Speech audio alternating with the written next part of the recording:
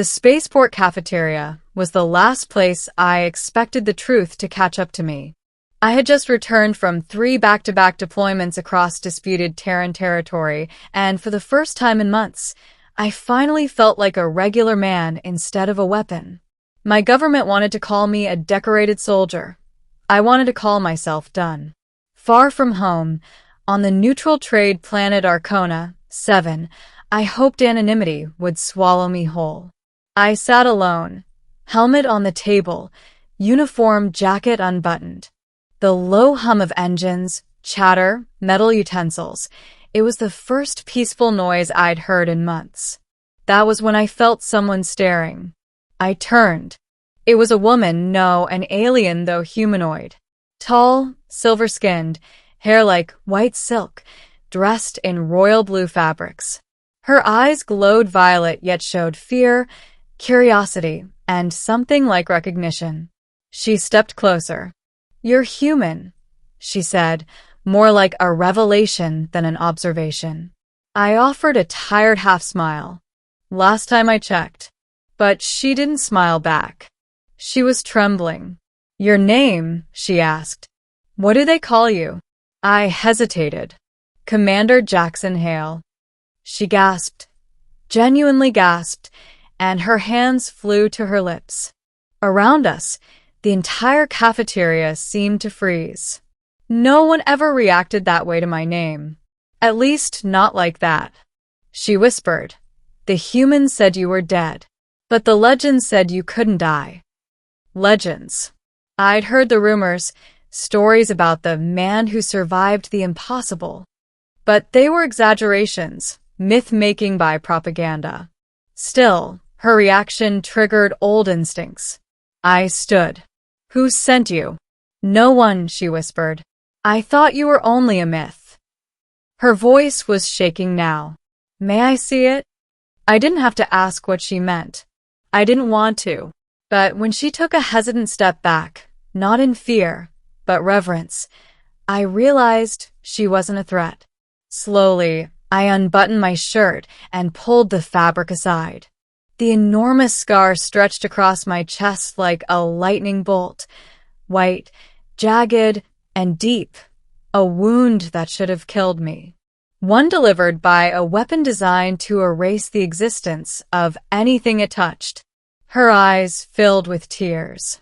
"It's true," she whispered. "The star end did not destroy you. A human lived." The room went silent. She knelt, a princess kneeling before a weary soldier. "Please don't do that," I muttered, pulling my jacket closed. "I'm not who the legends say I am." She stood again, fragile, shaking, but her voice was steady. "You survived the weapon of oblivion, the one that has wiped my people out for generations. If humans are capable of surviving it, then you are the key. The galaxy doesn't know it yet, but you're the turning point." I scoffed. "I'm not a hero. I didn't survive because of strength, just luck." She stepped closer. "No," she said. "You survived because the star end rejected you." The words meant nothing to me, but her expression said everything, an entire civilization's hope wrapped in a single sentence. Before I could respond, alarms erupted through the station. "Intrusion detected, Cornus Imperial Forces." Her entire body tensed. "They found me." Suddenly everything made sense. Royalty in disguise, fear in her eyes, legends and prophecy. She wasn't looking for me. She was running from them. "Who are they?" I asked. "The empire that slaughtered my world," she said. "And I'm the last living heir." She pointed at my scar. "And they will kill me before the galaxy learns that humans can survive their invincible weapon." Every instinct I had tried to forget came roaring back. Protection, calculation, readiness for violence.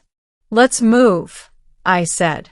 We ran through the chaotic station as armored soldiers boarded from docking bays. They searched through crowds, shouting orders, scanning faces. The princess, Saris, she whispered, kept pace beside me. You should leave me, she said breathlessly. Protecting me could end your life. I shot her a glare. I thought the legend said I couldn't die. She looked away, her expression torn between fear and hope. But the truth hit me at that moment. There were no legends powerful enough to guarantee survival. There was only choice. We reached the weapon lockers. The guard recognized me, probably from my medals, and handed me access without question. I equipped a pulse rifle and threw Saris a shielded cloak. You know how to use protective gear? I asked. She raised an eyebrow. I've been surviving assassins since I was 6. Fair enough. We reached the cargo dock, our exit, just as Imperial soldiers cornered us. Their leader stepped forward, armor polished gold. Saris Viora, he said, surrender peacefully. And human, his attention turned to me. You are an unfortunate witness. You will be erased. He raised a strange silver weapon, humming with dark energy. The Star End. The same weapon that gave me my scar. Saris shouted, "Move." But before I could, the shot fired. A direct hit, center mass. My entire body seized. Light, heat, cold, agony beyond pain.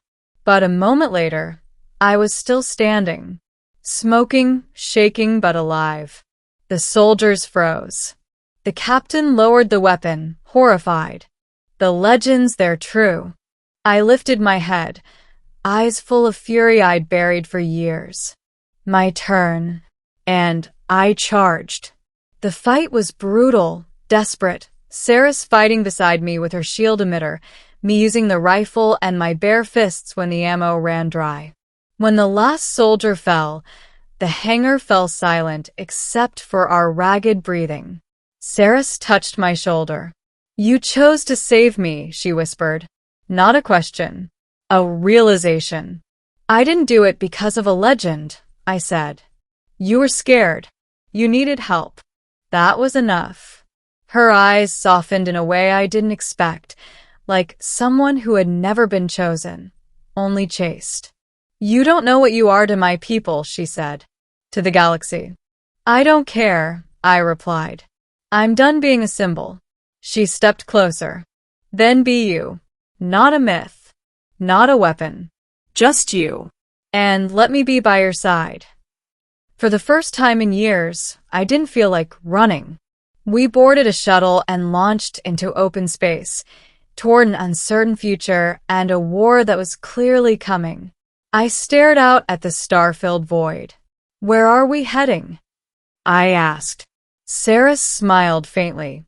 To meet those who still believe in freedom. Those who will follow the man who cannot be erased. I shook my head. Not a leader, not a savior. She slipped her hand into mine. Maybe not by choice, she said gently, but by destiny. The stars stretched before us. Not the ending of my war. The beginning of something new for me, for her, and maybe for the galaxy. And as the shuttle jumped to hyperspace, one truth settled deep in my bones. I hadn't survived the Star End by accident. I survived because the fight wasn't over.